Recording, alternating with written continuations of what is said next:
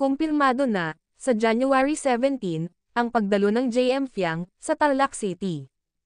Ang netizens na mismo, ang nag-request na pinaunlakan naman ng kanilang mayor na si Mayor Christie. Ayon sa caption ni Mayor Christie Angeles, heto ang isa pang big reveal, Tarlaceños. Count them in. Ang ultimate love team na nabuo sa bahay ni Kuya.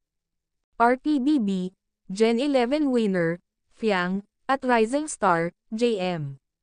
JM Fiang supporters, Terran at suportahan, ang kinagigiliwan nating love team. So much kilig. Grabe impact ng JM Fiang talaga. Samantala, nag-update naman ang mang-inasal sa kanilang personal account. Ayon sa caption nito, 10 million views on TikTok. Take it from Sophia Smith. The best way to start your day is with mang-inasal, Almusol Meals. Kahit saan pa yan, basta si Fiang ang andyan, sinusundan talaga siya ng mga followers at mga solid nitong supporters. Ganyan kahalaga at kamahal ng taong bayan ang nag-iisang Sophia Smith, aka Fiang.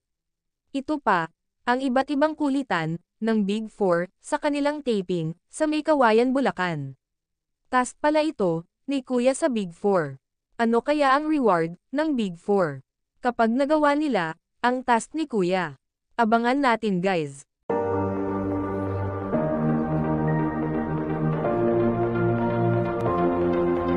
If you're someone who needs to hear this, take a breath.